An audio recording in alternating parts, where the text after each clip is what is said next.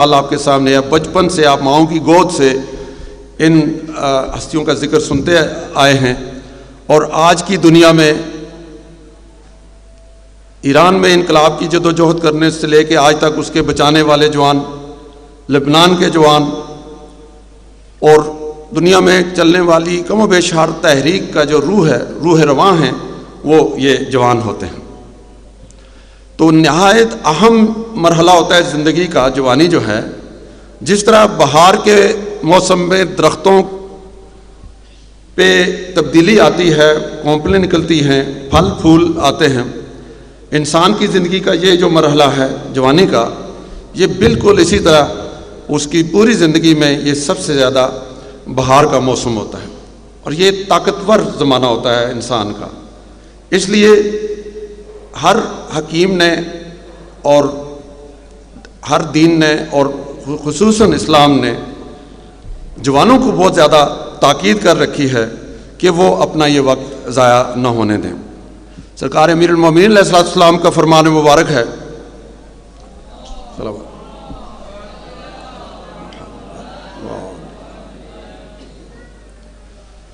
دو چیزیں ایسی ہیں جن کی قدر اس وقت معلوم ہوتی ہے جب یہ ہاتھ سے نکل جاتی ہیں، ایک جوانی اور دوسرا تندرستی۔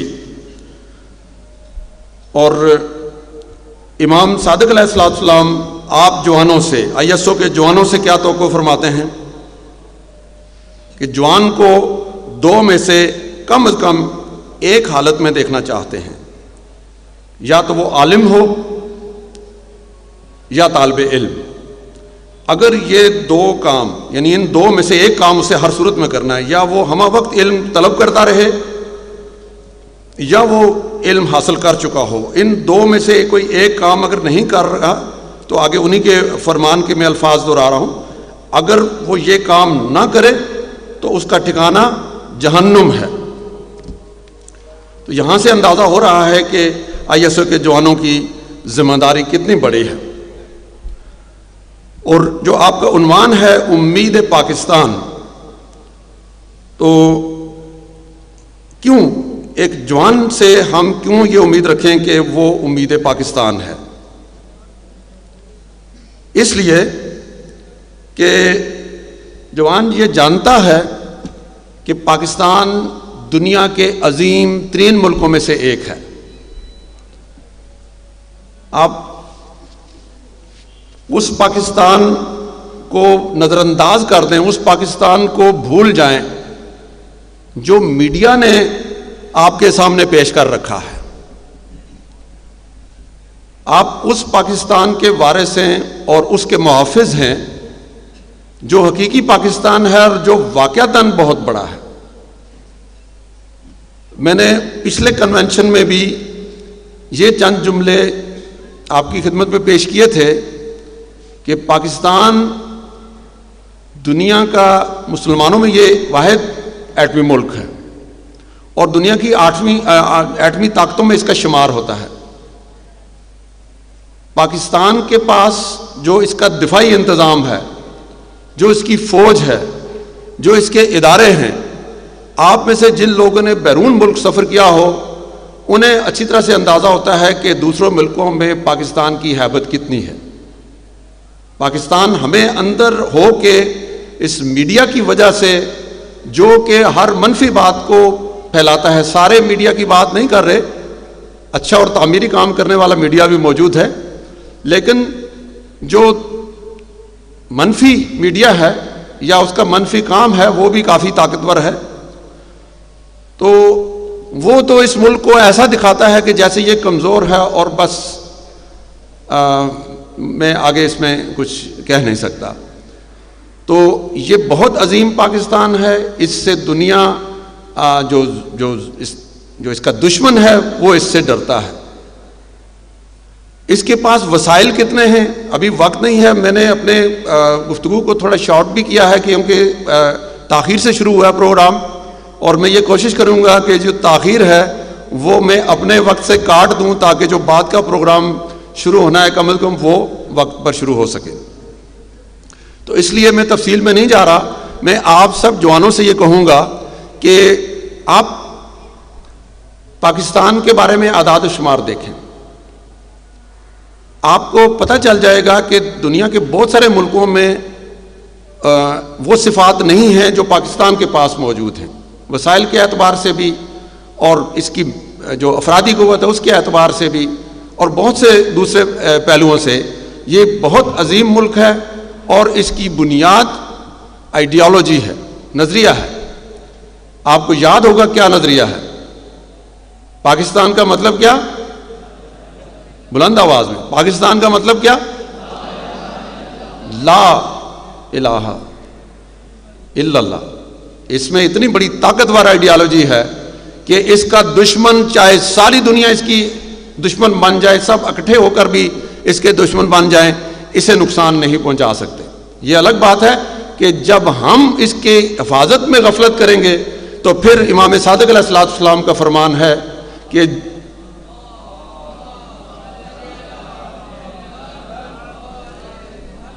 کہ جو پرندہ غافل ہوتا ہے شکار ہو جاتا ہے۔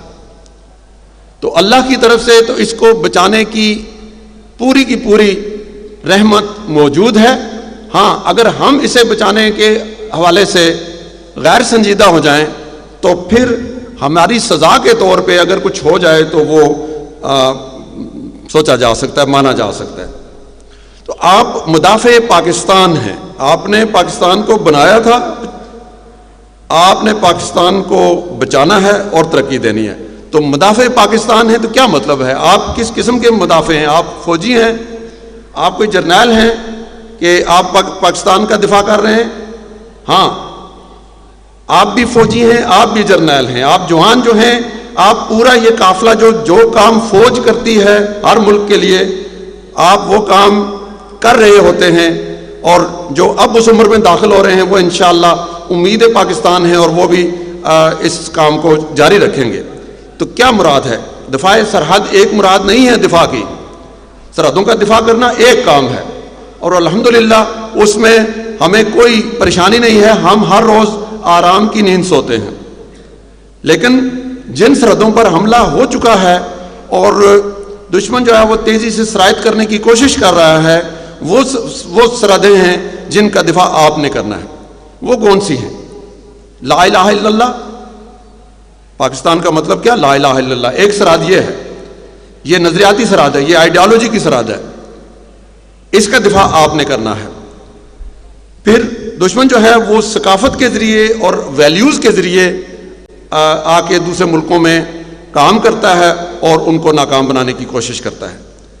آپ اس آئیڈیالوجی کے بعد ثقافت جو پاکستان کی ہے اور اس کی جو اقدار ہیں ان کا دفاع آپ کے ذمے ہے، اور اس کے لیے میں یہاں ایک چھوٹا سا مشورہ دیتے ہوئے آگے گزروں گا۔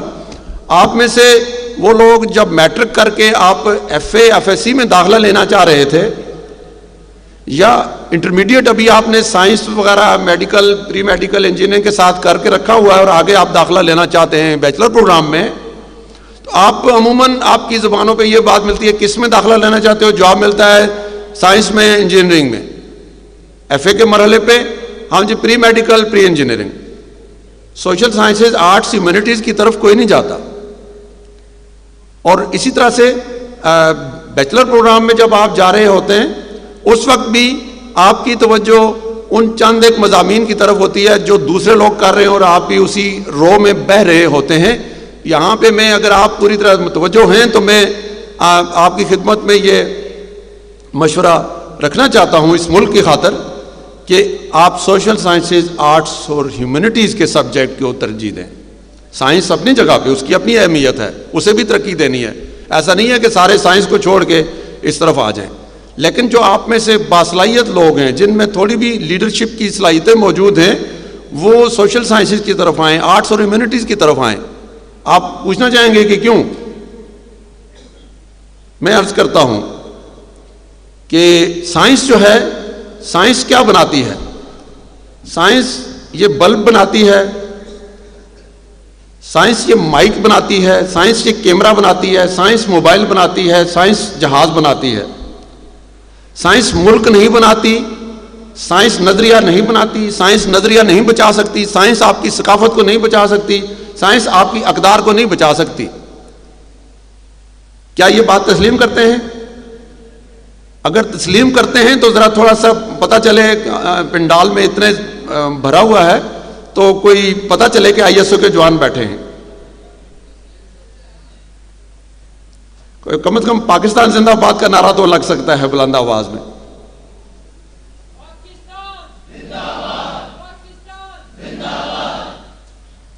اس پاکستان کے لیے آپ کو لیڈرشپ کے ایریاز میں جانا ہوگا. لیڈرشپ میں کیا ہوا، ہمارے ہمسایہ ملک نے سوشل سائنسز میں، آرٹس میں، لا میں، ان شعبوں میں ترقی دی، اور دنیا کے تقریباً تمام بڑے بڑے جو ادارے ہیں ان کے بڑے عہدوں پر ان کے لوگ اس وقت موجود ہیں. حتیٰ کہ امریکہ کی نائب صدر جو ہے خاتون، وہ بھی اسی ملک سے تعلق رکھتی ہے. تو آپ قابلیت میں آپ کا دنیا میں کم ہی ملک ہیں جو مقابلہ کریں گے، آپ بہت قابل لوگ ہیں. لیکن بات انتخاب کی ہے کہ آپ اپنے لیے کون سا مضمون انتخاب کرتے ہیں، اور پھر جب اس کو انتخاب کر لیا تو اس کے ساتھ آپ محنت اور وفاداری کتنی کرتے ہیں اس مضمون کے ساتھ. تو اسی طرح آپ مدافع ہیں اپنی معیشت کے. یہ آپ کیسے کام کر سکتے ہیں؟ آپ ان مہارتوں کو سیکھیں جن مہارتوں کے ذریعے آپ اپنے اپنے پیشے میں آگے جائیں، اور یہی آپ کا دفاع ہے معیشت کا. معیشت مضبوط ہوگی تو سرحدوں کی حفاظت کرنے والوں کے لیے بھی سہولت ہوگی.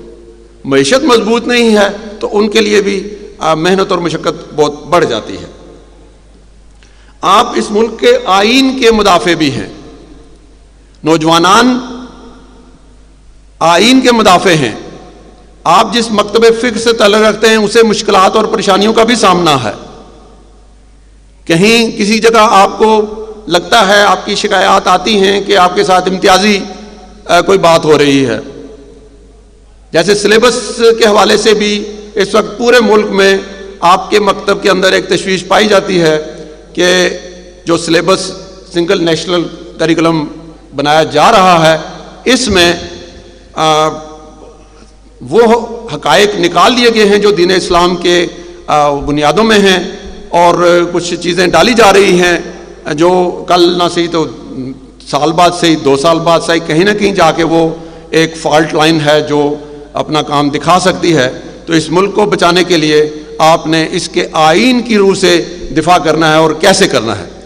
پاکستان کا آئین یہ اس کا پریمبل میں یہ ہے کہ اقتدار اعلیٰ اللہ کی ذات کے پاس ہوگا.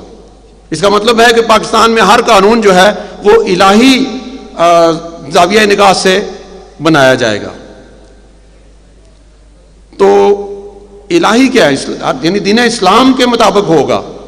اب دین اسلام میں جو ہی آپ کلمہ پڑھنے کے بعد کوئی عمل درآمد کرنے کی جدوجہد شروع کرتے ہیں تو وہ مسلکوں میں تقسیم ہو جاتی ہے بات. یہ اس کا مسلک ہے، وہ اس کا مسلک ہے، اب صحیح کون سا ہے اور غلط کون سا ہے، تو یہ جھگڑا شروع ہو جاتا ہے. آئین اس کے لیے بہت ہی خوبصورت حل اس نے پہلے پیش کر رکھا ہے 1973 میں. آئین کی سیکشن 227 آپ کو یاد ہو جانی چاہیے. کتنی؟ سیکشن 227 دہرائیے تاکہ آپ کو یاد ہو جائے. آپ اس پروگرام کے بعد گوگل کریں اور اس میں دیکھیں کہ آئین کی سیکشن 227 کیا کہتی ہے. اس سیکشن یہ کہتی ہے کہ اسلام کے مطابق یہ زندگی گزارنے کا ہر ایک کو حق ہوگا، اور اسلام کی تشریح تفسیر ہر مکتب فکر کو اپنے مکتب کے مطابق کرنے کا حق حاصل ہوگا. اب یہ جھگڑا ختم کہ جناب فلاں شخصیت کو نصاب میں ہونا چاہیے، فلاں شخصیت کو نہیں ہونا چاہیے. چونکہ آئین آپ کو تحفظ دیتا ہے کہ ہر کوئی اپنے اپنے مکتب فکر کے مطابق اسلام کی تشریح کرے، تو پھر اگر آپ کے مکتب کے مطابق نبوت کے بعد قیامت تک دین کی حفاظت کا ذمہ امامت کے پاس ہے، ولایت کے پاس ہے، تو یہ آپ کو اور آپ کے بچے کو حق حاصل ہے کہ اس کو وہ نصاب ملے جس میں اسے یہ نظریہ بھی ملے. اسی طرح اگر آپ کے نزدیک تاریخ میں رسول اللہ کے زمانے کے بعد سے، جب کہ رسول اللہ کی وفات بھی ہو گئی، اس کے بعد پیدا ہونے والوں کا نام بھی کسی ایسی فہرست میں ہو جس میں اسے کسی صورت میں نہیں رکھا جا سکتا، اور اس پر اگر آپ صرف علمی انداز سے اعتراض اٹھائیں اور اس پر آپ کی FIR کاٹی جائے تو یہ قطعاً غیر آئینی ہے اور ہرگز ایسا نہیں ہونا چاہیے۔ تو یہ آئین جو ہے آپ کا بھی مدافع ہے، آپ کے دوسرے بھائیوں کا بھی مدافع ہے۔ ایسا نہیں ہے کہ آپ اپنے مکتب فکر کے مطابق زندگی گزارنا چاہیں تو دوسروں کا یہ حق جو ہے تسلیم نہ کریں۔ دوسرے مکاتب فکر کو بھی آپ کی طرح اور آپ کو بھی ان کی طرح برابر حق حاصل ہے کہ آپ اپنے اپنے مکتب فکر کے مطابق قرآن کی تشریح کریں۔ یہ سیکشن 227 کی اسپرٹ ہے۔ تو آپ دفاع آئین پاکستان ہیں، اس کا مطلب ہے کہ آپ مدافع سیکشن 227 ہے۔ آپ کا ایک اور بڑا عہدہ ہے، آپ مستضعفین کے مددگار ہیں، آپ مستضعفین کی کا دفاع کرنے والے ہیں۔ میرے پاس وقت نہیں ہے، میں اب اس پہ تفصیل میں نہیں جا سکتا۔ اسی طرح آپ نظام تعلیم جو ہے آپ کا، کیونکہ اس کی بنیاد پر خود آپ کا مستقبل یا بنتا ہے یا خراب ہوتا ہے، اور اسی کی بنیاد پر آپ کا ملک یا ترقی کرے گا یا نقصان میں جائے گا۔ تو آپ کا کام ہے، نوجوان امید پاکستان ہے، تو اس نے اس معاملے میں مایوس نہیں کرنا، خود بھی تعلیم کو اپنانا ہے اور آگے بڑھنا ہے، اور ملک میں بھی اگر غلط رویے تعلیم کے نام پر منظر عام پر آ رہے ہیں تو آپ نے آنکھیں کھلی رکھنی ہیں۔ دوبارہ دہراؤں گا امام صادق علیہ السلام کا فرمان کہ جو پرندہ غافل ہوتا ہے، بلند آواز سے بولے کہ کیا ہوتا ہے؟ جو پرندہ غافل ہوتا ہے شکار ہو جاتا ہے۔ بس اگر آپ شکار نہیں ہونا چاہتے تو اپنے آنکھیں کھلی رکھیں، اور یہ لا تعلقی کا رویہ جو ہے یہ نہیں ہونا چاہیے، کیونکہ اگر یہ ہوگا تو شاید پھر وقت گزر جائے اور آپ کچھ نہ کر سکیں۔ تو دین اسلام آپ سے کیا مطالبہ کرتا ہے؟ جوانوں سے پاکستان کی بات ہوئی، آپ مدافع پاکستان ہیں، کن کن معنوں میں ہیں یہ بات ہو گئی۔ اسلام آپ سے کیا مطالبہ کرتا ہے؟ اسلام آپ سے یہ مطالبہ کرتا ہے کہ آپ اس ایک عافیت کے زمانے میں بیٹھے ہوئے ہیں، آپ اس دوسری بے مثال عافیت کی تمنا رکھنے والے لوگ ہیں جسے آپ الاجل کہہ کے پکارتے ہیں۔ جب دین حق غالب آئے گا تو اس جیسا نظام کبھی تاریخ انسانی میں پہلے نہیں دیکھا گیا ہوگا۔ یہ اتنا عافیت، اتنا ترقی والا نظام ہوگا کہ خمس اور زکوٰۃ دینے والے یہ لے کر گلیوں میں اور شاہراہوں پہ کھڑے ہوں گے، دینے والے دے رہے ہوں گے، لینے والا کوئی نہیں ہوگا۔ اتنی ترقی اور اتنی خوشحالی ہوگی، وہ زمانہ اتنی عافیت کا۔ آپ اس وقت ایک عافیت کے زمانے میں ہیں۔ کیسے؟ یہ پروگرام چل رہا ہے، اگر خدا نخواستہ باہر ہنگامے ہوں تو پروگرام ممکن ہے نہ ہو، اگر شہر میں بدامنی ہو سکتا ہے نہ ہو، اگر ملک کو خدا نخواستہ کوئی خطرہ ہو تو ہو سکتا ہے آپ نے یہ 2 دن پہلے ملتوی کیا ہوتا۔ اس وقت بھی اگر کوئی شدید بارش، طوفان، کسی بھی طرح کی ناگوار جو ہے پوزیشن ہو تو ممکن ہے یہ نہ ہو۔ تو یہ سب کچھ جو ناگوار ہے وہ نہیں ہے، اور آپ کا یہ جو کنونشن ہے یہ کامیابی کے ساتھ چل رہا ہے، یہ عافیت کی وجہ سے ہے۔ اور آپ ایک عافیت سے دوسری عافیت کی تمنا کرتے ہیں کہ الاجل یا مولا آپ جلدی تشریف لائیں، آپ جلدی ظہور فرمائیں، تاکہ انسانیت وہ آخری اور حتمی جو نظام ہے اس کو دیکھے اور اس کے ثمرات کو دیکھ سکے، اور اس عافیت کا لطف اٹھا سکے جو آپ کے زمانے میں ہونی ہے۔ تو مگر ایک بات سے آپ جوان بھی، آپ کے ہمارے بزرگان بھی، جتنے یہاں تشریف رکھتے ہیں وہ بھی، جو یہاں نہیں ہیں وہ بھی، ہمارے دانشور اور اساتذہ کرام بھی غافل ہیں اس سے، ہمارے علماء کرام بھی معذرت کے ساتھ وہ بھی اس طرف متوجہ نہیں فرما رہے ہیں کہ اس عافیت سے الاجل کہہ کے اس عافیت کا خواب دیکھنا یہ ایک اوپر سے گزارنے والی بات ہے۔ آپ نے ایک نہایت سنگین زمانے سے گزرنا ہے، تب آپ اس کنارے پر جا کر پہنچیں گے۔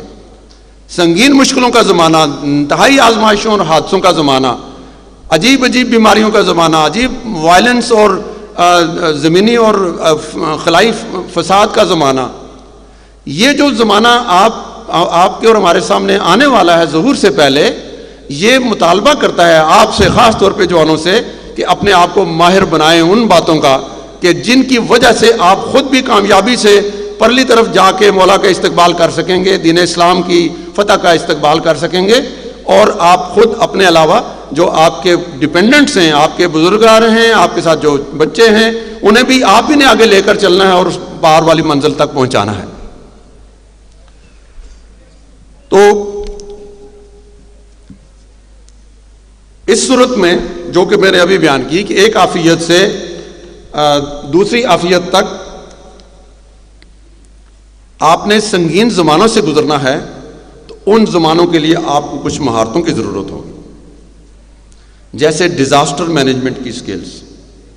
یہ سب کچھ جس کا میں نے ذکر کیا اس کا خلاصہ ایک لفظ میں ڈیزاسٹر کہا جائے گا.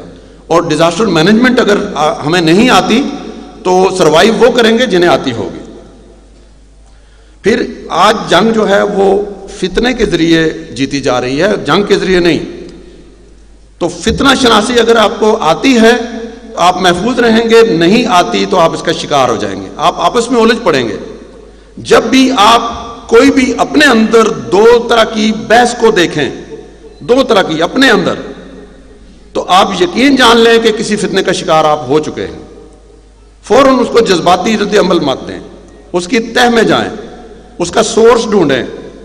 جن جگہوں سے، جن علاقوں سے، جن مراکز سے، جس شخصیت سے، جس جہاں سے بھی آپ کو ایسے آثار نظر آ رہے ہیں، نہ تو ایک فوراً ہی شک شروع کریں اور نہ ہی اپنے آپ کو غافل رکھیں، بلکہ تحقیق کریں، بالکل جذبات کے بغیر تحقیق کریں اور ٹرائی کریں، کوشش کریں کہ اس کے پیچھے اگر کوئی فتنہ ہے تو آپ اسے شناخت کریں اور اس کو آپ کنٹرول کرنے کی کوشش کر سکیں. اب میں چونکہ آپ سے عرض کیا کہ میں کچھ چیزیں میں اپنی ڈراپ کر رہا ہوں، اس میں چاہتا تھا کہ پاکستان کے بڑے بڑے مسائل کا آپ سے ذکر کرتا، جن کے حل کے لیے آپ جوانوں نے آگے آنا ہے. تو میں ان کی تفصیل میں نہیں جاتا، لیکن اتنا ہے کہ جو چند ایک چیزیں، ایک فہرست آپ ذہن میں رکھ لیجئے، پھر جب موقع ملے تو آپ خود اس پہ مطالعہ کریں. ان میں سب سے بڑی بات جو ہے کہ آپ کا لیڈرشپ، قیادت کا فقدان ہے. کرپشن بہت زیادہ ہے، آپ کے صوبائی اور لسانی اور دوسرے تعصبات کافی ہیں، اور سیاسی جو عدم استحکام ہے یہ آپ کو ایٹمی طاقت ہونے کے باوجود بھی آپ کو آگے بڑھنے میں رکاوٹ ہے.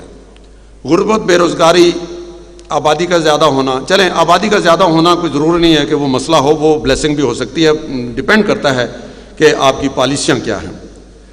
اور اسی طرح جمہوریت جو ہے، جس شکل میں جمہوریت ہے، یہ ایک بات ضرور لیتے جائیے، بعض ذمہ دار علماء بھی اس پہ اپنا فریضہ ادا کر رہے ہیں، سمجھانے کی کوشش کر رہے ہیں کہ جمہوریت جیسی کہ یہ ہے، یہ کوئی جمہوریت نہیں ہے. یہ غلط لوگوں کے، یعنی غلط ووٹر کے ذریعے غلط لیڈر کو چننے کا ایک طریقہ کار ہے. تو گویا جب تک الیکٹرل پروسیس یہ والا رہے گا تو اس جمہوریت سے کوئی اچھی توقع نہیں ہو سکتی. لیکن ایک اس میں سب سے بڑا مسئلہ یہ ہے کہ نظریاتی اعتبار سے بھی پاکستان کا مطلب کیا؟ لا الہ الا اللہ. جمہوریت کا مطلب کیا؟ آپ نے تعریف سن رکھی ہے اس کی، of the people, for the people, by the people. ایسا ہی ہے نا؟ دہرائیے نوجوانوں، ذرا دہرائیں. جمہوریت کے لیے جو اس کی تعریف کی گئی ہے کہ یہ ہوتی ہے آف دی پیپل، یہ لوگوں کی ہوتی ہے. فار دی پیپل یہ لوگوں کے لیے ہوتی ہے. بائی دا پیپل وہ اس کو چلا رہے ہوتے ہیں، انہیں سلیکٹ کر رہے ہوتے ہیں، الیکٹ کر رہے ہوتے ہیں. تو of the people, for the people, by the people, no God. آپ اس چار کو جوڑ کے ایک جملہ پڑھیں، of the people, for the people, by the people, no God.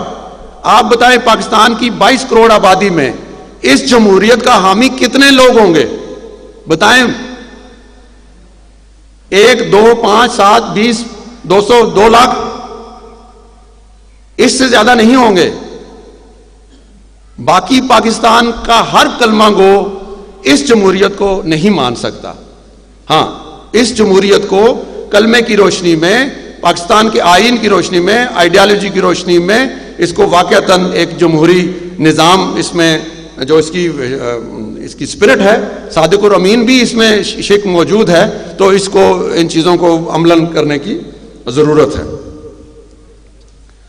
ایک اور چیز کہ آپ کو، جیسے میں نے کہا کہ آپ جوان ہیں، آپ نے اس کو سنبھالنا ہے، آپ نے لیڈرشپ دینی ہے، آپ نے دفاع کرنا ہے. تو پھر جن مضامین کو آپ اس وقت چن رہے ہیں یونیورسٹیوں میں، یہ بات ذہن میں رکھنے کی ضرورت ہے کہ اگلے 3 سے 5 سال میں، یا بہت یاد ہوئی تو 10 سال میں، ان میں سے 70% مضامین جو ہیں وہ اپنی اہمیت ختم کر چکے ہوں گے. یعنی وہ دنیا سے ختم ہو چکے ہیں اور آپ کے پاس بھی ختم ہو رہے ہیں، لیکن جو سرکاری یونیورسٹیاں ہیں وہ وہی مضامین آفر کر رہی ہیں. تو آپ کا کام ہے اپنے اپنے علاقوں میں، اپنی یونیورسٹیوں میں، اپنے بزرگان کی خدمت میں یہ بات پیش کریں کہ جو مضامین دنیا میں ختم ہو رہے ہیں انہیں ہماری یونیورسٹیوں سے بھی اب ختم ہو جانا چاہیے، اور جو مضامین وہاں پہ ایمرج ہو رہے ہیں وہ ہماری یونیورسٹیوں میں بھی ہونے چاہیے، سوائے چند مضامین کے جن کا تعلق ہمارے آئین سے اور دفاع سے ہے. مثلاً اسلامیات ہے، مثلاً اردو زبان ہے، ہماری سوشل سٹڈیز ہیں، ہماری اپنی ثقافت ہے. وہ مضامین کے جو اس ملک کے آئیڈیالوجی اور آئین کے حفاظت کے لیے ضروری ہیں، انہیں مزید بہتر کر کے باقی رکھنا ضروری ہے، چاہے وہ دنیا سے ختم بھی کیوں نہ ہو جائیں.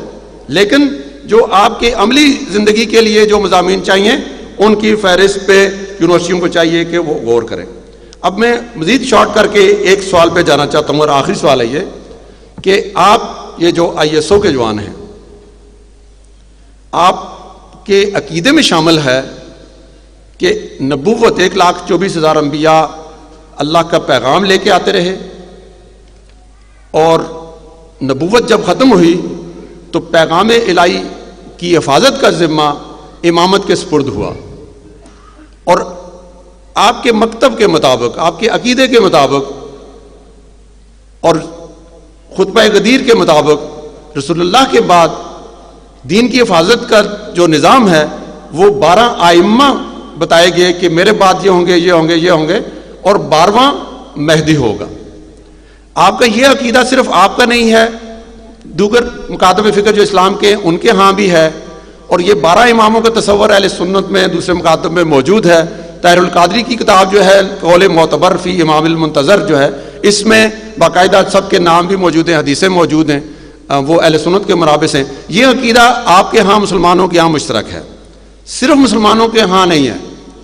یہ عقیدہ تمام مذاہب جو معروف مذاہب ہیں ان میں یہ عقیدہ موجود ہے. مثلاً عیسائیوں میں یہ ہے کہ جب عیسیٰ آئیں گے تو دنیا جو ہے ٹھیک ہو جائے گی، کسی کے آنے کا انتظار ہے.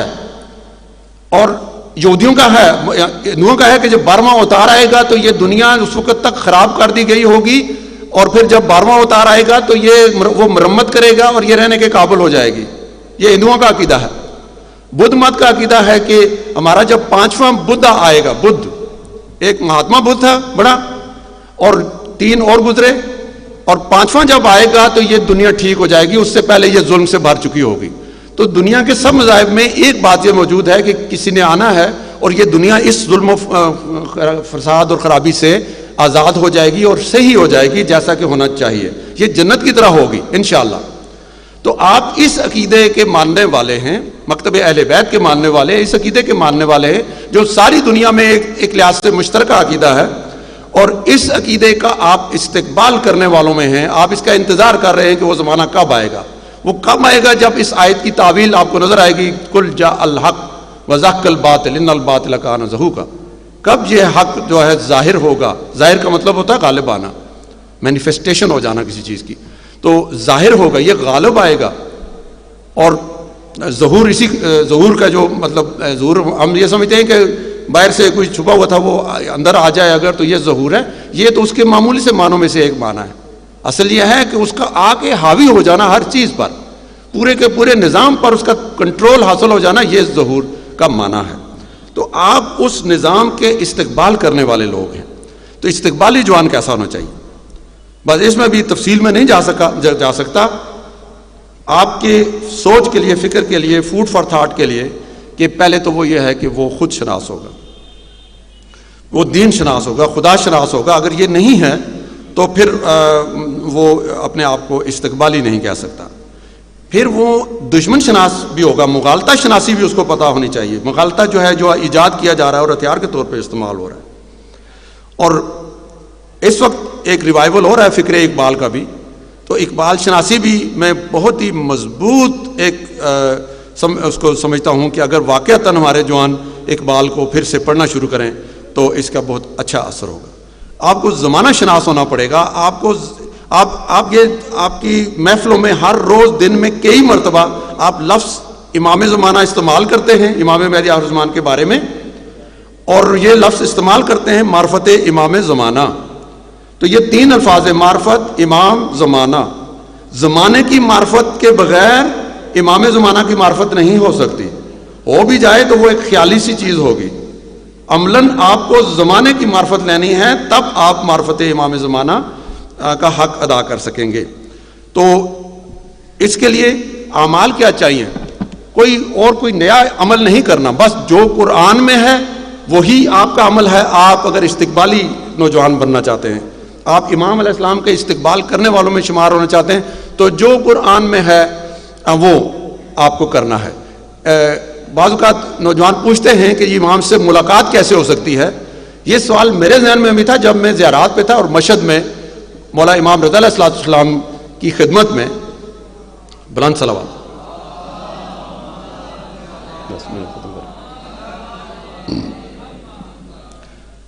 وہاں پہ ظاہر ہے کہ جو بھی آپ عرض کرتے ہیں تو وہ رد نہیں ہوتی، پوری ہوتی ہے. تو میں نے عرض کیا کہ مولا یہ ملاقات کیسے ممکن ہے؟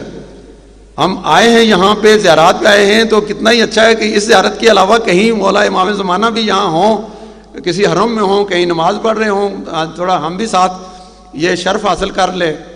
تو یہ میرا آخری دن تھا جب میں نے واپس آنا تھا، تو تقریباً میں مایوس ہو چکا تھا کہ اس سوال کا کوئی جواب نہیں مل رہا، کوئی اس کا جو سگنل ہیں وہ نہیں آ رہے. تو ظاہر ہے کہ ہمارے گناہ ہیں، تو کیسے ہم معصومین کے سگنل وصول کر سکتے ہیں.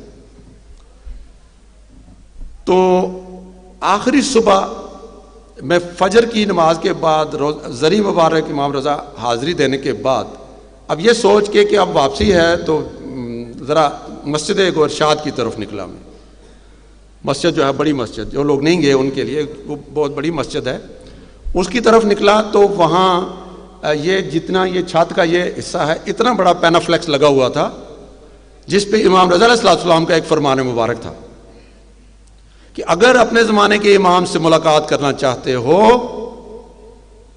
آپ کی توجہ ہے نا، اگر اپنے زمانے کے امام سے ملاقات کرنا چاہتے ہو تو دن اور رات میں کم سے کم 50 آیات قرآنی کی معنی اور مفہوم کے ساتھ تلاوت کیا کرو. بس مولا کے اس فرمان کے بعد میں باقی سب کچھ چھوڑ دیتا ہوں. اس کے بعد میں اپنی کوئی بات جاری نہیں رکھنا چاہتا. آپ ذہنوں میں یہ لے کر جائیں، پاکستان کی حفاظت کرنی ہے، آپ امید پاکستان ہیں، تو آپ قرآن کے ساتھ وابستہ ہو جائیں. یہ قرآن کے ساتھ معنی اور مفہوم کے ساتھ وابستہ ہونا یہ امام سے ملاقات کا ذریعہ بھی بنے گا اور انشاءاللہ نجات کا ذریعہ بھی بنے گا. اور جو آپ کے ڈیپینڈنٹس ہیں، آپ کے بزرگ والدین یا آپ کے بچے، آپ کے بھانجے بھتیجے جو معذور ارد گرد جتنے بھی ہیں، آپ جوانوں نے انہیں بھی لے کر امام کی بارگاہ میں انشاءاللہ مشکلوں میں آپ نے ان تک پہنچانا ہے. جو سورہ کاف کی آیت جس میں میں نے شروع میں آپ کو اس کا ترجمہ سنایا، اس میں کیا بتایا گیا اصحاب کاف کے بارے میں. اصحاب کاف سب جانتے ہیں کہ وہ بوڑھے تھے، لیکن قرآن انہیں جوان کہہ رہا ہے. تو اس کا مطلب ہے کہ جوان کا کوئی ایسا معنی ہوگا جو عمر میں بوڑھا ہو جانے کے باوجود بھی لفظ جوان جو ہے اس کے لیے صادق آتا ہوگا. تو وہ کیا ہے کہ وہ ایمان والے تھے. تو آپ میں سے، ہم میں سے جو صحیح خالص ایمان والا ہے، عمر چاہے جو مرضی ہو جائے وہ جوان ہے. اور دوسری تفسیر میں دوسری صفت ان کی یہ بیان کی گئی ہے کہ وہ استقامت والے تھے. گویا آپ جو ہیں، آپ جیسے بھی حالات ہوں پاکستان کو درپیش، انشاءاللہ آپ پوری استقامت کے ساتھ اپنا، اپنی ملت کا، اپنے دین کا، اپنے مکتب کا اور اس ملک کا دفاع کریں گے۔ پاکستان بر محمد و آل محمد، بلند صلوات۔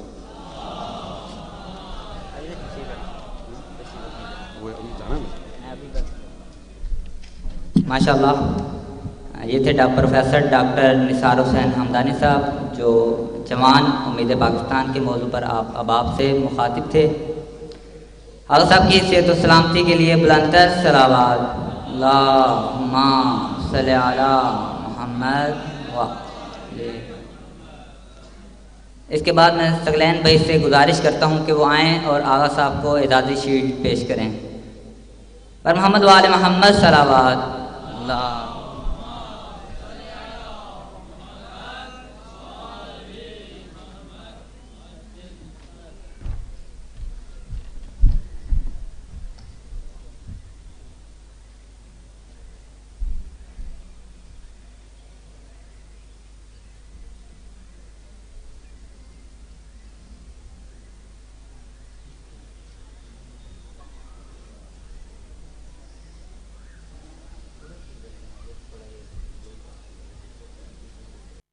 سمجھتے ہیں، جلد از جلد میری آواز سن رہے ہیں، ایک دفعہ دوبارہ لبیک یا رسول اللہ، لبیک یا رسول اللہ، لبیک یا رسول اللہ۔ آگے کو آتے جائیں اور اگلی صفوں کو کور کر لیں۔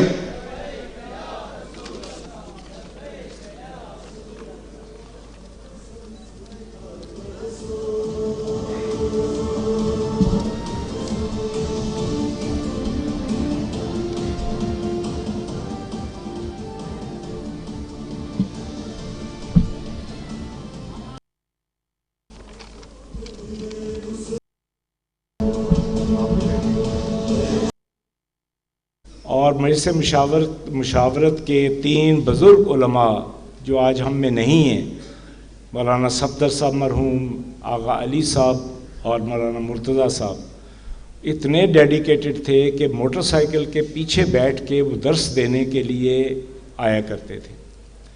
پھر یہاں پہ میں آپ کو خصوصی طور پہ ڈاکٹر امتیاز رضوی صاحب کا بھی ذکر کروں گا کہ یہ میرے اسٹوڈنٹ تھے اور کلاس میں بھی جب بھی آتے تھے رات کو سفر کرتے تھے تنظیمی، اور پھر میری کلاس میں آ کے بیٹھ جاتے تھے۔ اور اس کے بعد انہیں اسکالرشپ ملا اور امریکہ جانے کے لیے ان کو آفر دی گئی، لیکن انہوں نے وہ چھوڑ کے قم چلے گئے۔ کردار کے حوالے سے میں سمجھتا ہوں کہ آپ لوگ ہم سے بہت آگے ہیں، اور صحیح معنوں میں میں سمجھتا ہوں کہ جب بھی آپ کوئی بھی کام ٹیک اپ کریں تو اس کا ہدف متعین ہونا چاہیے۔ خصوصی طور پہ آج کنونشن جب ہو رہی ہے تو آپ سمجھیں کہ کتنے مین آورس اور کتنے پیسے خرچ ہوئے ہیں اس کے اوپر، تو اس کا ڈیلیوریبلز کیا ہیں؟ دیکھیں، ڈیلیوریبلز جو ہیں وہ آرگنائزرز متعین کرتے ہیں۔ ایک ڈیلیوریبل تو یہی ہے کہ ہم سب یہاں سے کوئی میسج لے کے جائیں، اور جتنے بھی احباب تقریر کرتے ہیں یہ صرف تقریر کرنے کی خاطر نہیں ہوتا، ایک دوسرے کے تجربات سے کچھ فائدہ اٹھانے کی بھی بات ہوتی ہے۔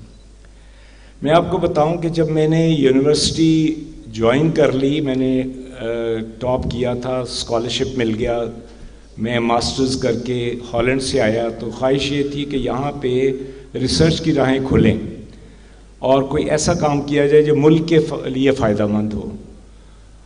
اور آپ کو ڈسکریج کرنے والے بہت ملیں گے اور انکریج کرنے والے بہت کم ملیں گے۔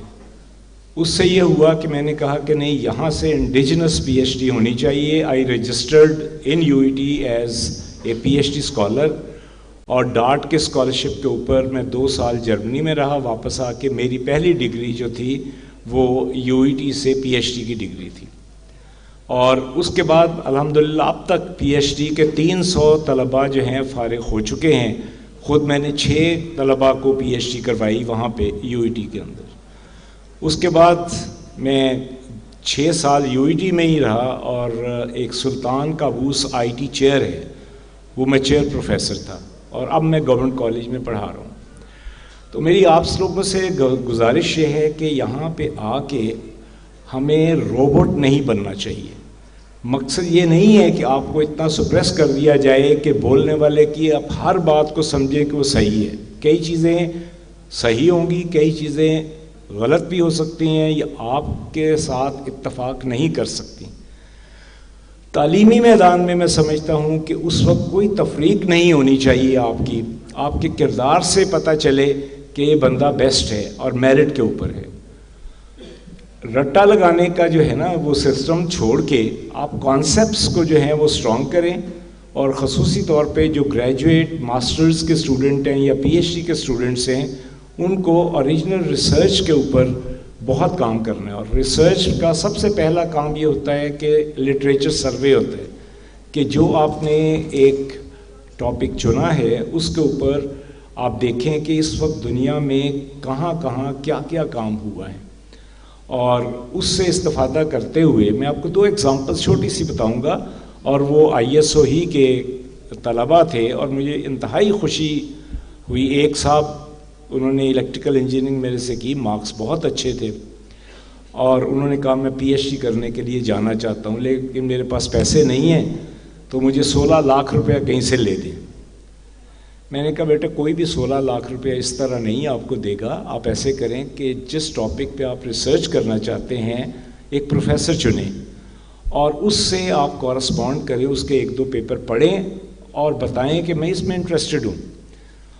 اس نے پرڈو یونیورسٹی کے پروفیسر کو ڈائریکٹلی جو ہے وہ فون کیا, اور اس نے اس کا فون پہ انٹرویو لیا, اور اس نے وہیں پہ اسکالرشپ دے دیا, اور آج کل وہ PhD وہاں سے پرڈو سے کر کے وہیں پہ پڑھا رہے ہیں. ایک اور ایگزامپل, آپ کے جو صدر تھے پہلے, آج کل وہ آسٹریلیا میں ہیں, میلبرن میں ہیں, انہوں نے بھی PhD کی اور آج کل بھی کینسر کے اوپر ریسرچ کر رہے ہیں. تو لہٰذا میں سمجھتا ہوں کہ خداوند تعالیٰ نے آپ لوگوں میں اتنی زیادہ صلاحیتیں دی ہوئی ہیں کہ دین اور دنیا کو لے کے آپ نے چلنا ہے.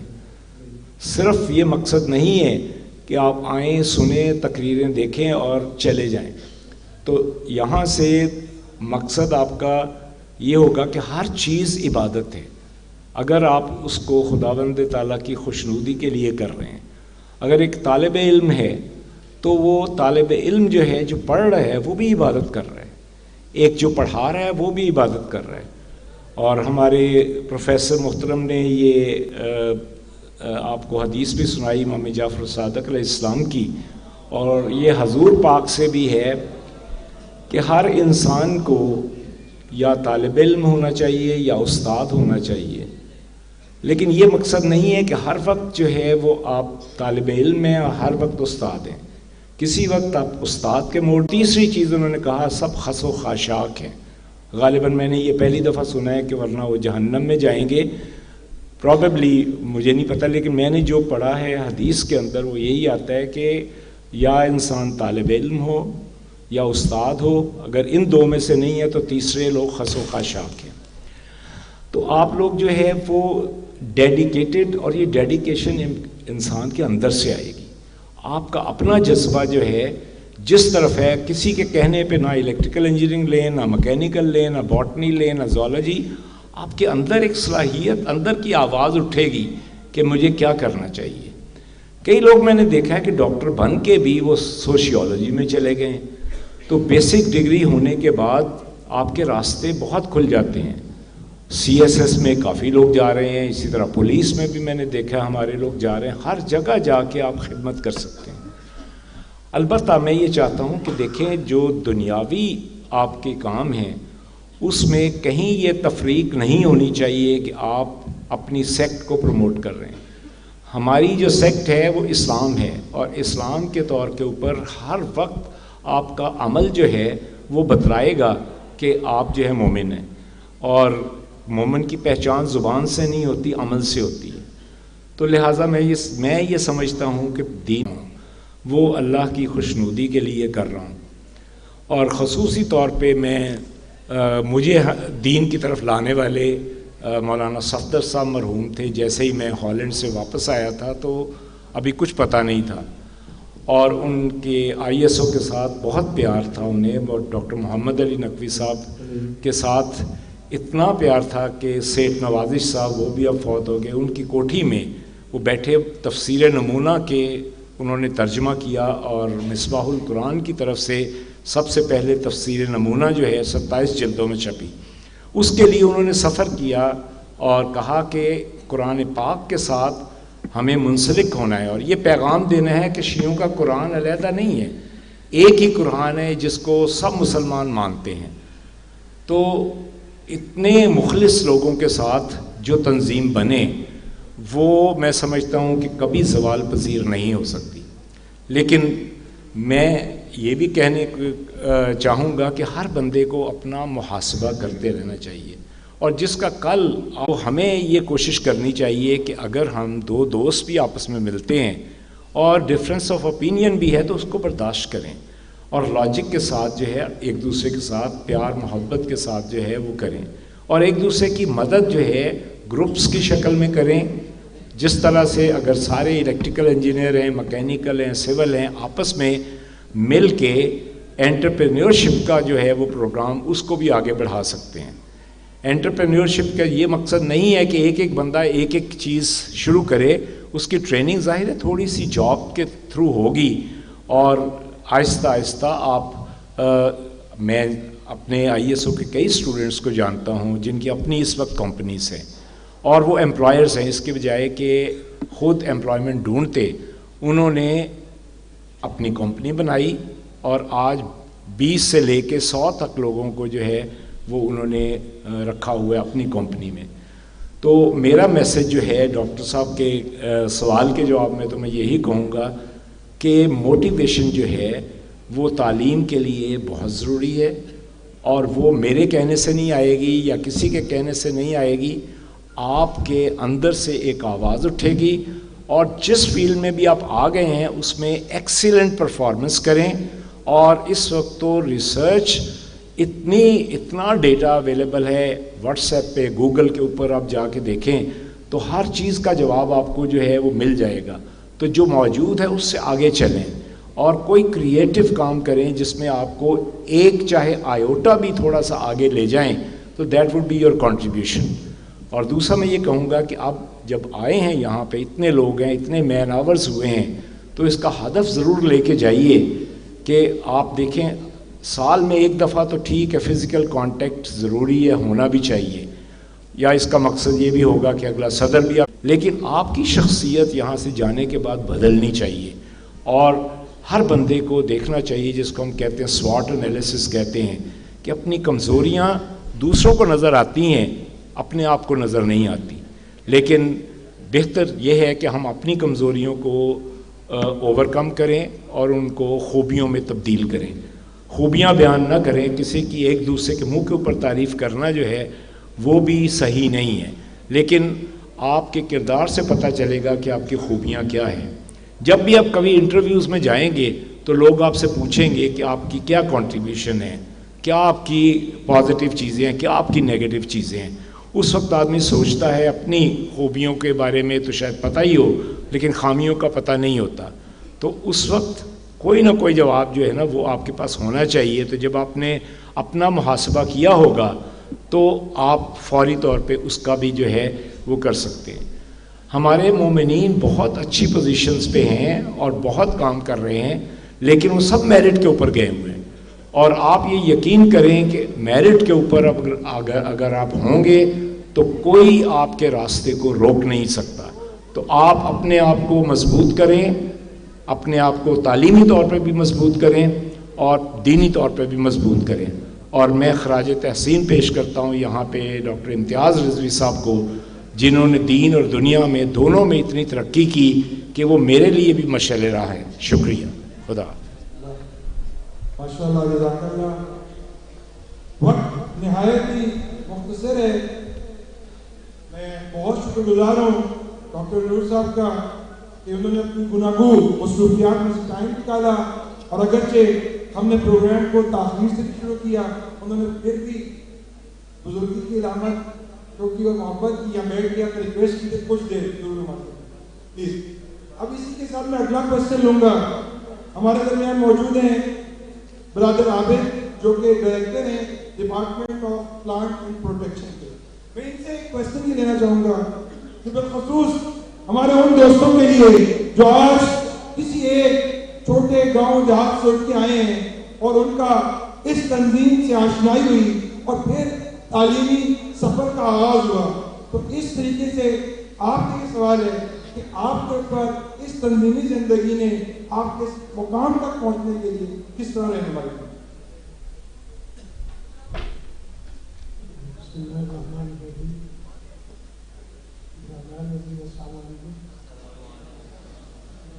سینئر محترم راجدان موجود ہے، اس کی موجودگی میں میں یہ سعادت سمجھتا ہوں مجھے یہ موقع نصیب ہوا کہ آپ دوستوں سے صاحب نے یہ موقع دیا، میں آپ دوستوں سے یہ شیئر کروں کہ زندگی میں کس طرح سے انسان مسائل سے گزر کر یا ان کا مقابلہ کر کے اپنی منزل تک پہنچ سکتا ہے، بلکہ میں اس کو منزل تو نہ کہوں، اپنی زندگی کا سفر طے کرتا ہے، میں اس کو ایک الفاظ میں بیان کروں۔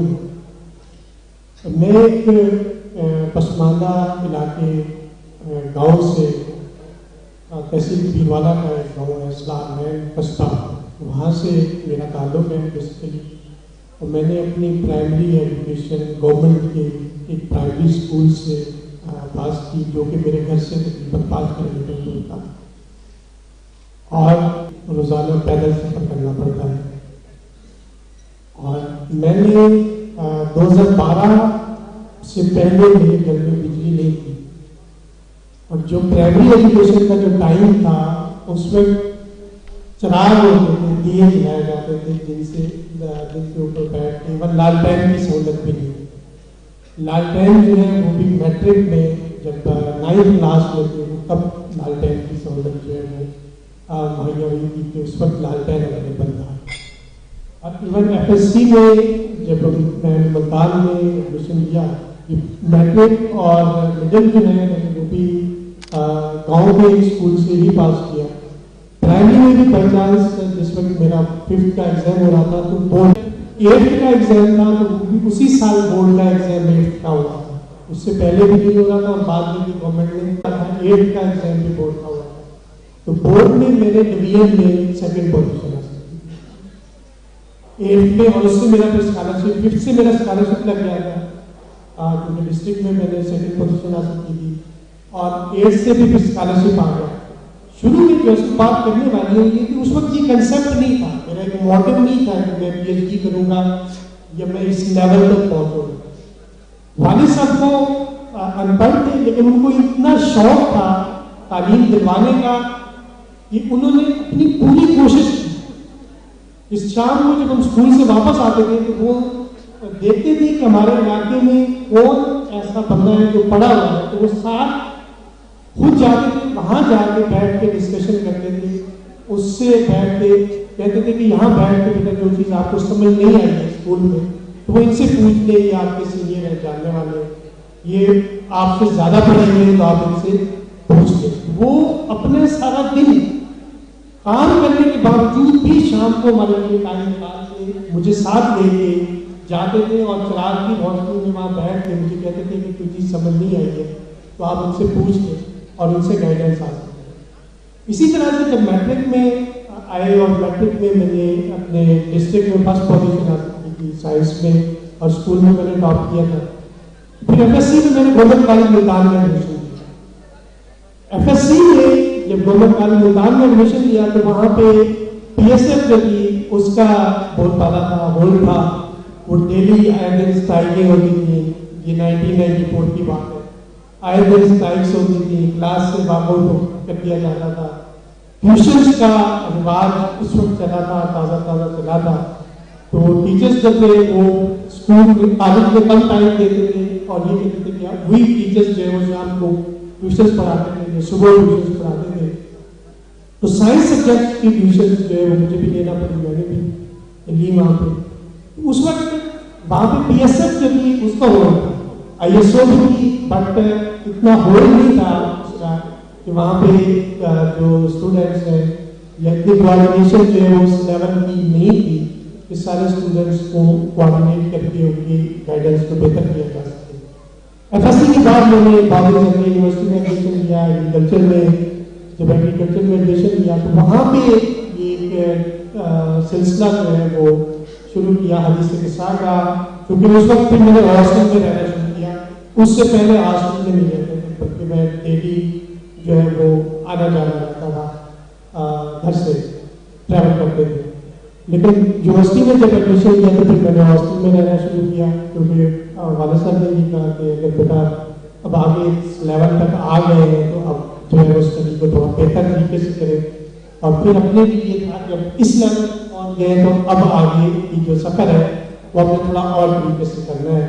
پھر ٹائم پہلے زیادہ دے سکیں, جو 4 گھنٹے آنے جانے میں ضائع ہوتے ہیں, ویسٹ ہوتے ہیں, تو ان کو جو ہے وہ بھی گھر کی پوزیشن جو تھی وہ اس طرح سے اتنی بہتر نہیں تھی. والد صاحب کی ایج جو ہے وہ 70 سے زیادہ ہو گئی تھی, تو ان کے لیے کام کرنا تھوڑا مشکل ہوتا تھا. بٹ وہ سیکریفائس اس کے باوجود بھی ان کی جو سیکریفائس ہے وہ میں کبھی بھی زندگی میں نہیں بتا سکتا ہوں. انہوں نے سیکریفائس کیا اور خود کام کرنے کو ترجیح دی, اور ہم نے یہ کہا کہ نہیں, آپ نے جو ہے یونیورسٹی میں رہ کے اپنی ایجوکیشن کو ٹائم دینا ہے.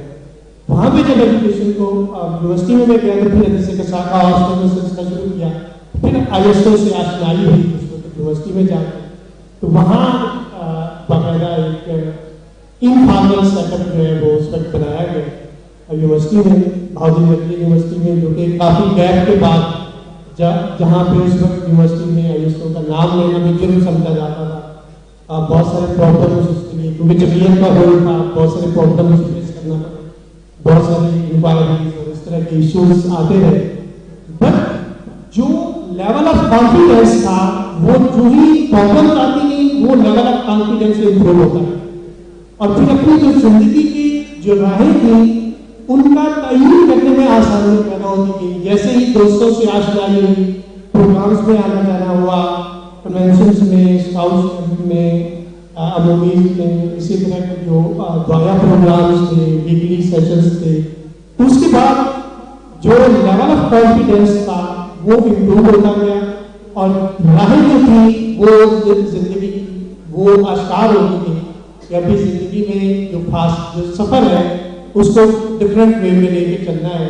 کہ جو ایک آئیڈیا تھا کہ اب FA کر لیں گے, MFA کر لیں گے, یا آگے BS کر کے زیادہ سے زیادہ کوئی اپنا بزنس شاپ بنا لیں گے, یا اتنا ایٹ لیسٹ ہوگا کہ اپنے مسائل کو انڈرسٹینڈ کر سکیں یا کسی سے بات کر سکیں.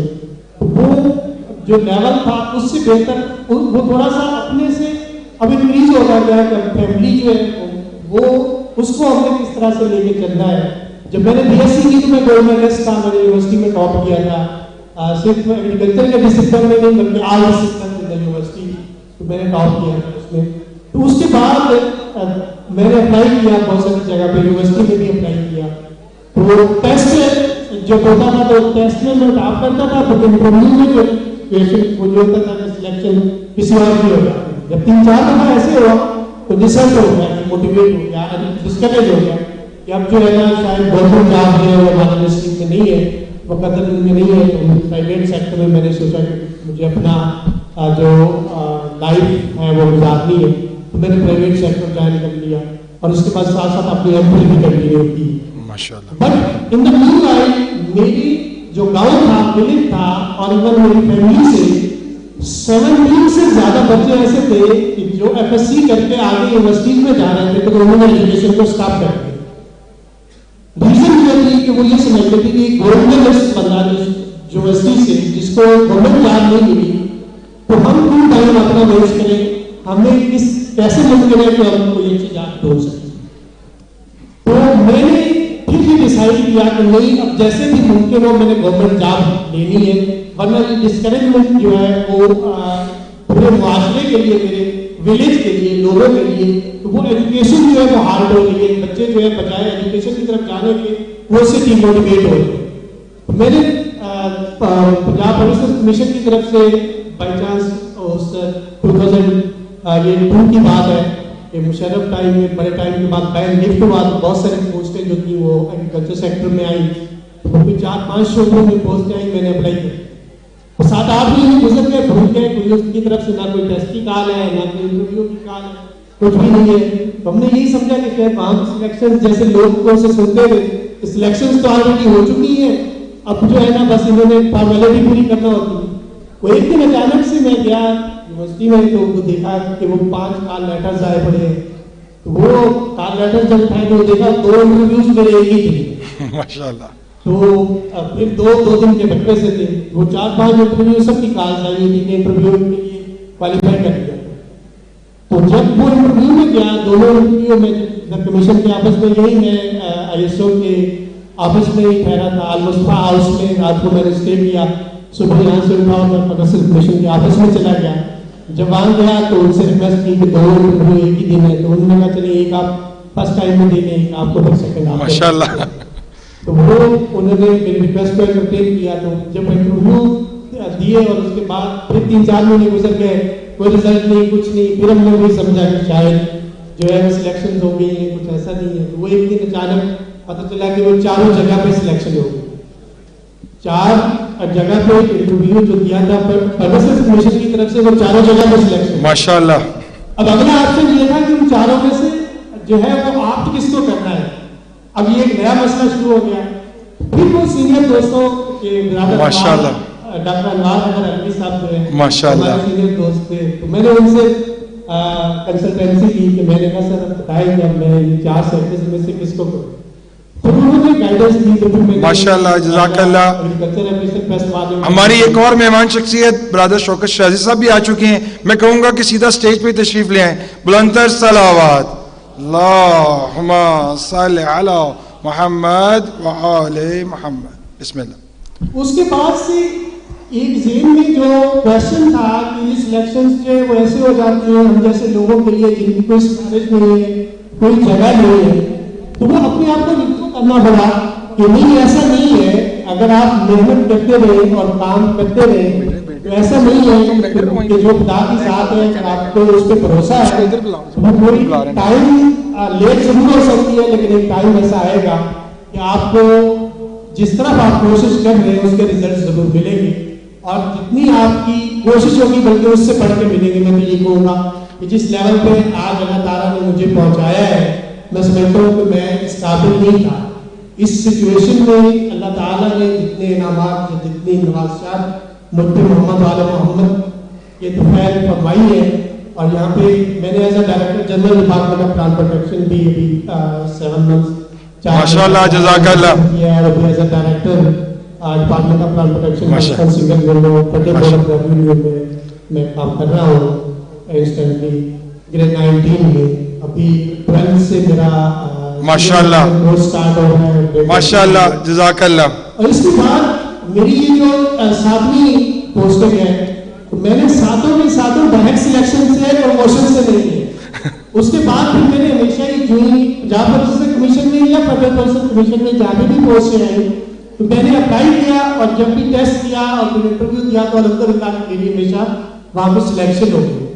तो वो अभी डिफरेंट टाइम पे मैं जब बच्चों को, अपने दोस्तों को, भाइयों को ये गाइड कर रहा होता हूँ या अपने एक्सपीरियंस शेयर कर रहा होता हूँ, तो अभी उनको ये भी बता रहा होता हूँ कि अभी जाके ये समझ आई कि इंटरव्यू में तो जाके आपने इंटरव्यू को किस तरफ रन करना है आपको खुद करना होता है, बल्कि इंटरव्यू पर जो है वो उसका इंटरेस्ट है वो आपके इंटरेस्ट के साथ है कि आपके अंदर क्या है और आप क्या बोल रहे हैं वो उसके साथ साथ करना होता है। आपने खुद चलाना है माशाल्लाह। आपके अंदर वो आर्ट या वो टैक्ट मौजूद है माशाल्लाह। को आप अपने साथ चला रहे हैं, वो कर रहा होता है। तो इतनी सारी जो इंटरव्यूज हैं और जो एग्जाम्स हैं वो देने के बाद मैं ये मैसेज देना चाहूँगा कि ये जो पहला जो क्वेश्चन था कि मैंने जो अपने अंदर ये जो एनकरेजमेंट आई या ये जो इस्तकामत आई या जो हौसला पैदा हुआ, तो वो जब ISO से वाबस्तगी स्टार्ट हुई तो फिर उसके बाद से ये चीज़ें अपने अंदर पैदा होना शुरू हुई। उसके बाद जो मैंने इस लेवल तक पहुंचने में जो रोल प्ले किया, फिर वो ये है कि मेरी उसमें कहने कंसिस्टेंसी है, मैंने हिम्मत नहीं हारी, खुदा पे यकीन है, भरोसा है। बहुत सारी जगहों पे मेरी कोई गवर्नमेंट इंस्टीट्यूशंस में इस हवाले से जो माना कहा जाता है, सुना जाता है, तो वो मुझे कोई एक अच्छा ऑफिसर उस हवाले से नहीं जाना जाता कि मैं غلط کام جو ہے, چاہے مجھے جتنا بھی سینئر پوسٹ آفیسر کہے میں سوری کر لیتا ہوں, معذرت کر لیتا ہوں کہ آئی ایم سوری کہ میں یہ نہیں کر سکتا ہوں. مجھے پوسٹنگ سے کوئی غرض نہیں ہوتی کہ مجھے کہاں پہ پوسٹ کر دیں, چاہے وہ مجھے سس بارڈر پہ تعینات کر دیں یا کوئٹہ میں پوسٹ کر دیں یا مجھے لاہور میں پوسٹ کر دیں یا مجھے کراچی میں پوسٹ کر دیں. تو ابھی 2012 میں نے یہ ڈپارٹمنٹ جوائن کیا تھا اور اس کے بعد آج جس جگہ پہ بیٹھا ہوں یہ میری 14th پوسٹنگ ہے.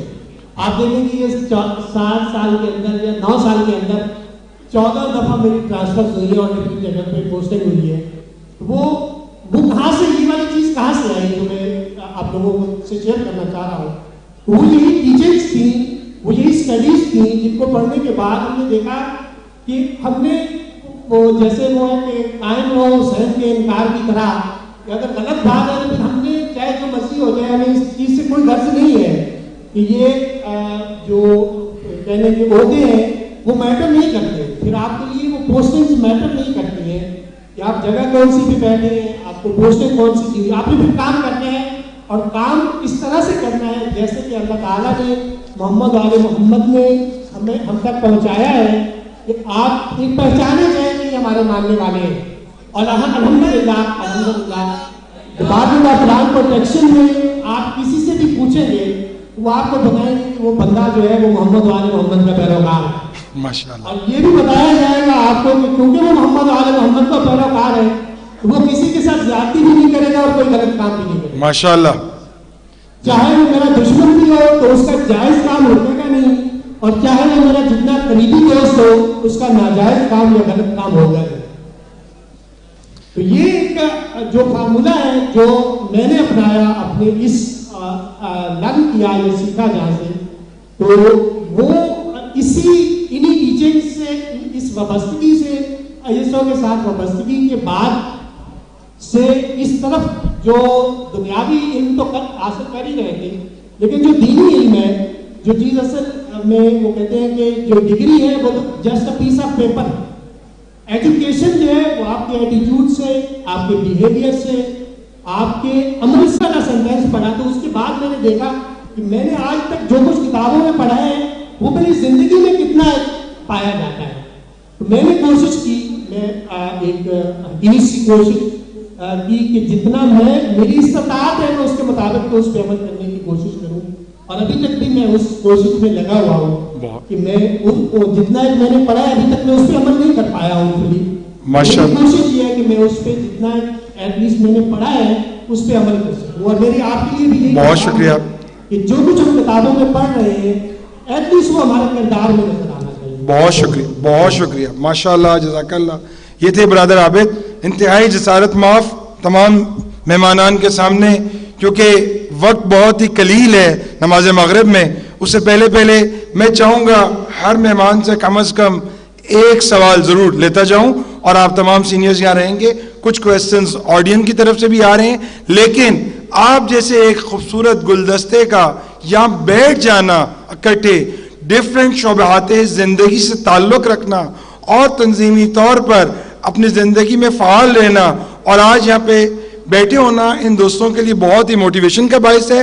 میں ویلکم بھی کرتا ہوں برادر شوکت شرازی صاحب کو, جو کہ ایک CP ہیں ISO کے, اور جن کا ٹینیور 93 سے 95 یعنی 95 سے پھر 96, یعنی وہ حضرات جس میں شہید ڈاکٹر خود تنظیم میں موجود تھے, وہ وقت میں ساتھ بھی رہے. میرا ان سے سوال کچھ یوں ہے, ماضی میں ISO کا بالخصوص لیڈرشپ پاکستان کے اندر ڈیفرنٹ انسٹیٹیوشنز میں اور ڈیفرنٹ فیلڈز میں سوسائٹی میں کردار اور اس کے اثرات, اس عنوان سے آپ روشنی ڈالیں.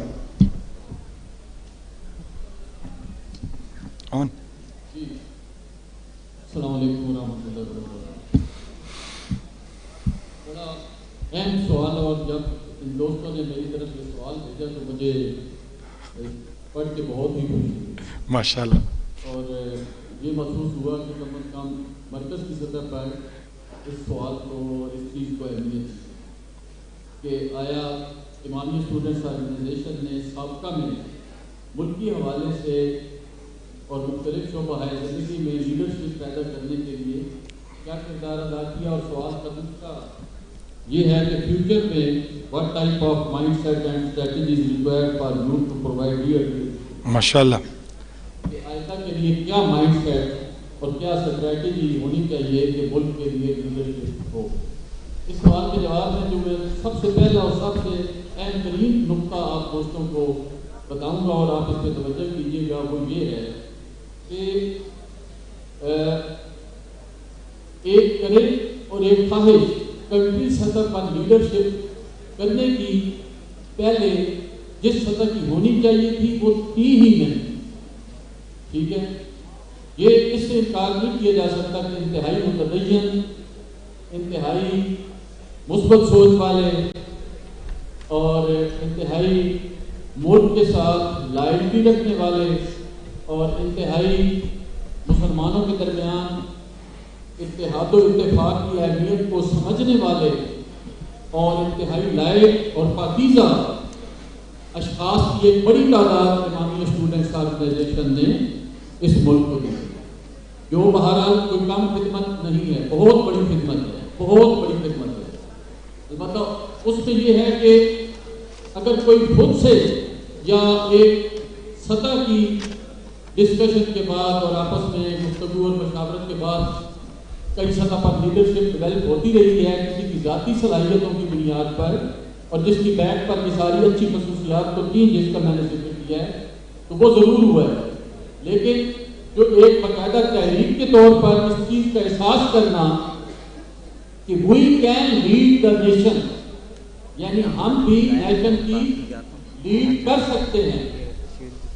اور اس سے اگلا پوائنٹ یہ ہے کہ نیشن کو یعنی اس ملک کو، اس پاکستان کو ایک اچھی پاکیزہ لیڈرشپ اور نیکسٹ لیڈرشپ کی کتنی ضرورت ہے، اس کا جو احساس ڈیولپ کرنا ہوتا ہے اور جس کے لیے باقاعدہ تحریک چلانی ہوتی ہے، باقاعدہ موومنٹ چلانی ہوتی ہے، وہ اس سے پہلے نہیں.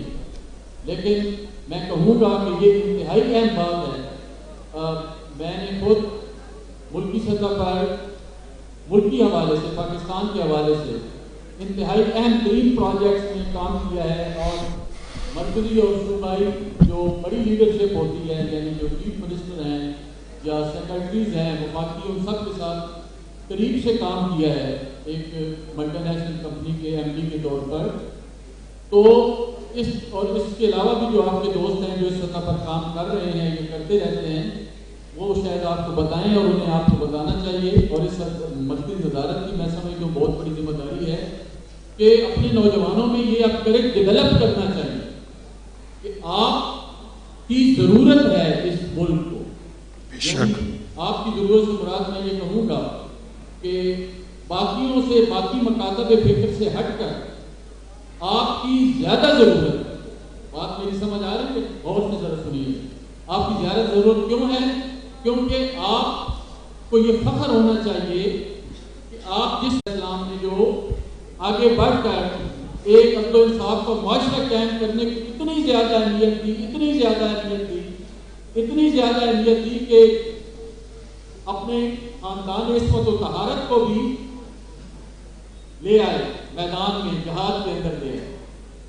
جو یہ پہلو ہے میں سمجھتا ہوں کہ اس میں ہمارے لوگوں نے شاید بہت زیادہ کام نہیں کیا. اگر آپ مولانا مودودی کی خلافت و ملوکیت پڑھیں تو آپ، اور اسی طرح آپ ہمارے لوگ بھی اس پر کام کر رہے ہیں، تو آپ کو پتہ چلے کہ ہمارے امام حضور صلی اللہ علیہ وسلم نبی پاک سے لے کر جو ہمارے امام ہیں ان کے نزدیک ایک اسلامی معاشرہ قائم کرنا کتنا اہم تھا.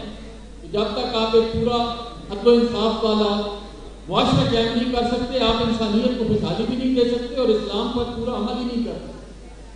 لیکن ہم اس سے انکار نہیں ہمیں کرنا چاہیے کہ ہم مذہبیات میں تو اور بنیادی دینیات میں تو ہم نے بہت کام کیا، لیکن ہم اپنے نوجوانوں کو اتنا حوصلہ نہیں دے سکے کہ اس ملک کی لیڈرشپ کرنا آپ کی ذمہ داری ہے اور آپ کر سکتے ہیں. یو کین ڈو، اتنا بڑا کریج دینا. کہتے ہیں نا لڑا دے ممولے کچھ آباز سے، جو علامہ اقبال نے کہا ہے. لیکن میں سمجھتا ہوں کہ اب 50 سال گزرنے کے بعد یہ وقت آ گیا ہے کہ ہمیں اس طرح متوجہ ہونا چاہیے. اور جو دوسرا پہلو میں نے کہا ہے کہ اس کی ضرورت ہے. پاکستان میں اس وقت جو نیشنل اسپرٹ ہے یعنی ملک کے لیے کام کرنا، اپنے ملک کی ڈیولپمنٹ کرنا، اپنے ملک کو آگے لے کر جانا، اپنے ملک میں خوشحالی لانا، اپنے ملک کے عوام کے لیے کام کرنا، اور اپنے پیٹ کے اوپر ہاتھ رکھنے کی بجائے یہ تصور کہ جب ملک ترقی کرے گا تو ہم سب ترقی کریں گے. تو بہرحال اس کی ٹریننگ کے اندر کافی ساری چیزیں موجود ہیں.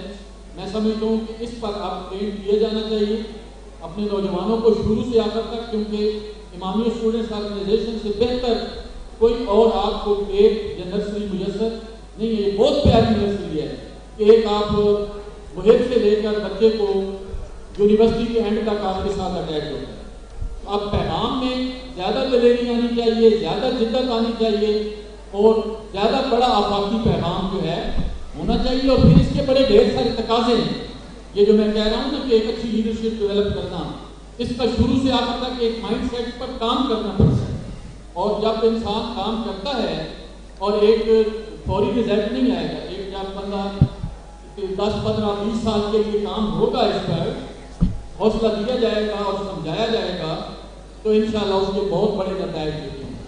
اور پھر جن آنیسٹ لوگوں کی مکتب اہل بیت سے تعلق رکھنے والے، کیونکہ آپ جانتے ہیں نا بیسک سپیرٹ ہی کام دیتا ہے. جس طرح آپ کو پتا ہے کہ امام علی علیہ السلام کو بی بی پاک نے فرمایا تھا کہ عرب کے بڑے بڑے سورما آپ کے سامنے بیٹھ جاتے تھے اور اب آپ اپنے حق کے لیے آگے نہیں بڑھ رہے. حق سے مراد کیونکہ اہلیت امام علی میں ان کے ساتھ معافی مانگ رہا ہوں.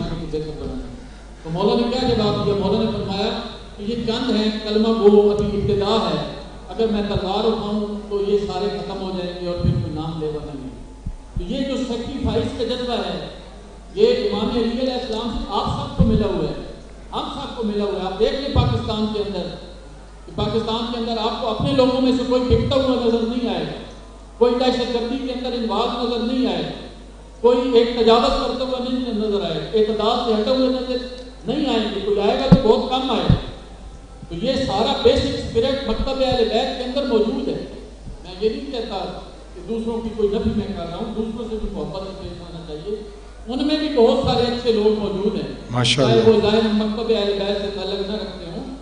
بہتر لوگ پاکستان کے اندر اور بھی موجود ہیں، ان کو بھی سینے سے لگانا چاہیے. اور یہ آپ احساس ڈیولپ کرنا چاہیے کہ ہم سے مراد ان سارے اچھے لوگوں کو ساتھ لے کر جو پاکستان کے اندر اچھے مائنڈ سیٹ کے ہیں، چاہے وہ ظاہر شیعہ ہوں یا نہ ہوں، لیکن ان سب کو ساتھ لے کر اس ملک کی بہتری، ڈیولپمنٹ اور یہاں ایک نیشنل اسپرٹ پیدا کرنے کے لیے ہمیں کام کرنا چاہیے. اور یہ کوئی مشکل کام نہیں. بہت شکریہ، سلامت رہیں. میں اس کے ساتھ ہی نہایت مختصر ٹائم کے لیے، کیونکہ اذان کا وقت قریب ہے، میں خیال 25 پہ ہے جو میرے پاس لکھا ہوا ہے. ایک دفعہ صلوات پڑھ لیں سب لوگ.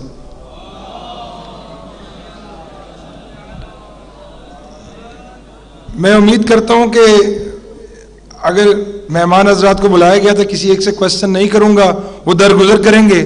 بالخصوص امتیاز رضوی صاحب سے ریکویسٹ کروں گا. ہمارے درمیان موجود ہیں برادر سکلین جو کہ head of human resource development telecommunication sector سے تعلق رہا اور ہمیں خود لیڈرشپ مینجمنٹ اور ایجوکیشن سیکٹری ہوتے ہوئے بھرپور گائیڈ کیا. ان کے لیے ہم نے ایک سوال یہ رکھا تھا، اس وقت کرنٹ جو ایجوکیشن میں کام کر رہے ہیں ہمارے ٹیچر اساتذہ، سنگل نیشنل کریکولم کیا ہے، اس کے نفاذ کی موجودہ صورتحال کیا ہے، سنگل نیشنل کریکولم کے سلسلے میں مکتب اہل بیت کا کیا کردار اور کیا تحفظات ہیں. نہایت ہی مختصر 5 منٹ میں اس کو کنکلوڈ کریں گے. یہ اب کریں گے 5 منٹ میں انشاءاللہ. ماشاء مائک کو پاس ہے. سنگل نیشنل کریکولم اس وقت ہماری قوم، ہماری ملت ایک ایسے موڑ پہ کھڑی ہے جو اس ملک کی تاریخ میں نہ اس سے پہلے کبھی آیا اور نہ شاید اگلے کئی دہوں تک ہم اس کے اثرات سے باہر نکل سکیں گے.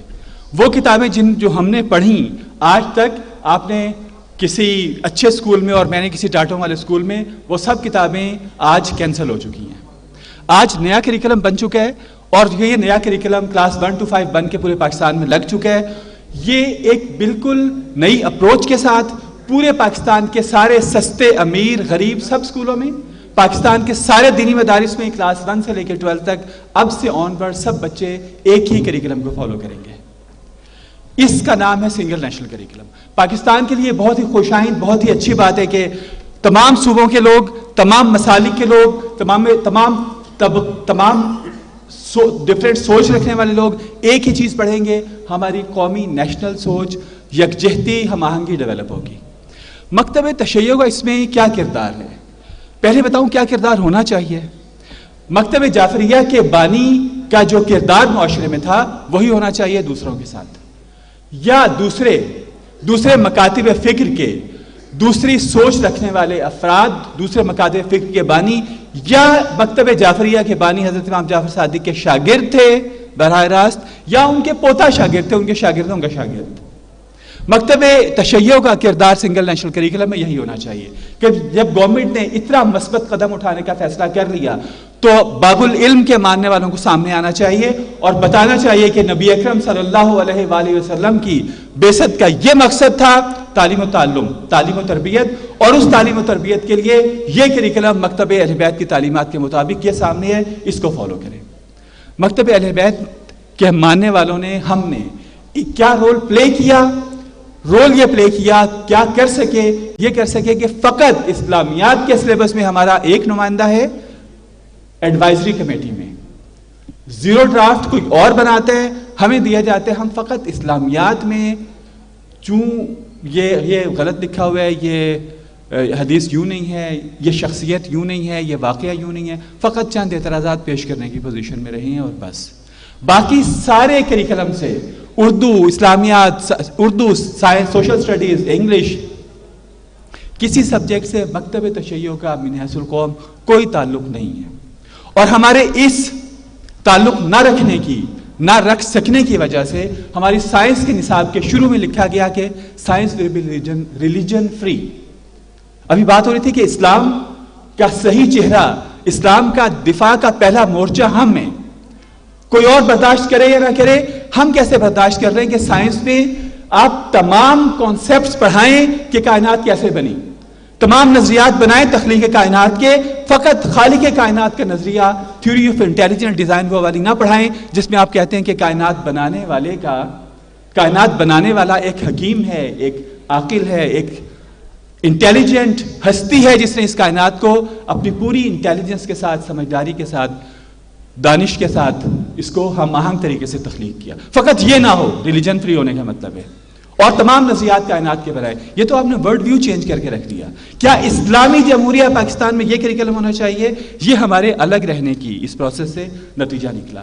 اس پروسیس سے اس میں ایکٹیولی ہماری قوم کے انوالو نہ ہونے کی وجہ یہ بنی کہ اہل بیت کا نام آپ کلاس 1 to 5 اسلامیات میں بھی نہیں دیکھیں گے. آپ اردو میں دیکھیں گے کہ امیر المومنین کسے کہتے ہیں، نصاب میں موجود ہے.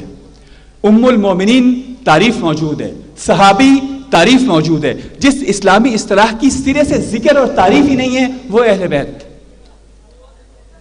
دسیوں مثالیں اس طرح کی ہیں جو آپ کے رونگٹے کھڑے کر دینے والی ہیں.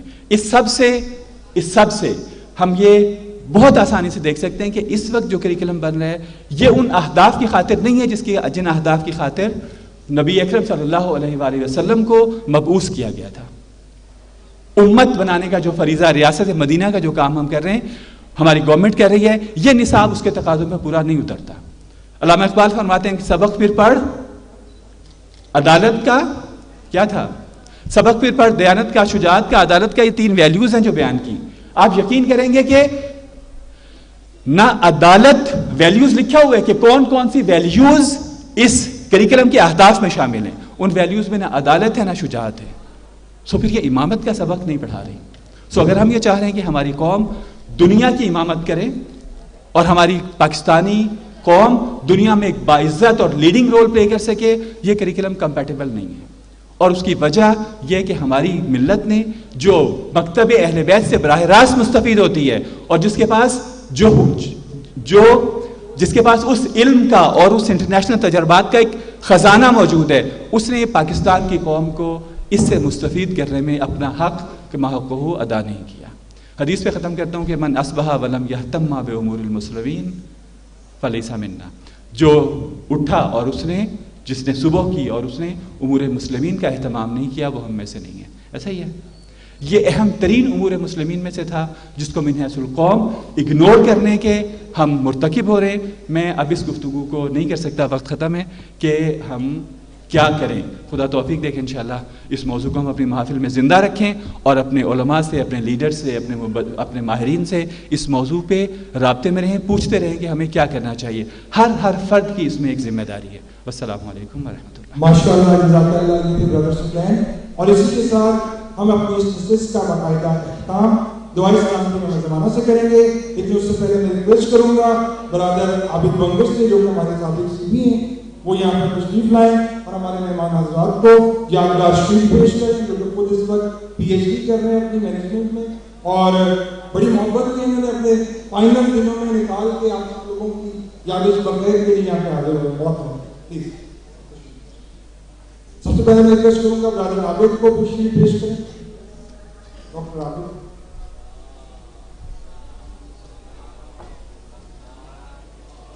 سلوات کو پڑھنے ساتھ ساتھ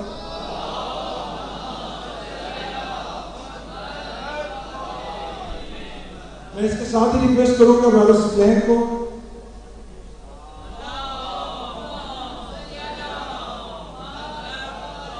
میں اس کے ساتھ ہی ریکویسٹ کروں گا ڈاکٹر نور کو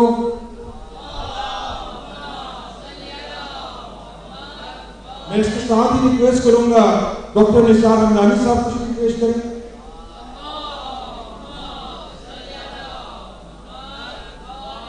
میں اس کے ساتھ ہی ریکویسٹ کروں گا برادر امتیاز رضوی.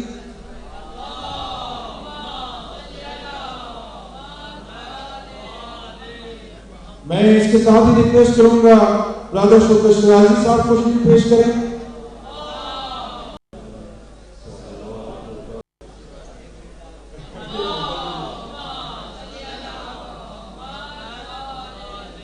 اسی کے ساتھ ہم اس مجلس کا باقاعدہ احترام دعائے سلامتی و مہمانوں سے کریں گے اور ہمارے مہمان حضرات کو ملت نے جو مکتب اہل بیت سے براہ راست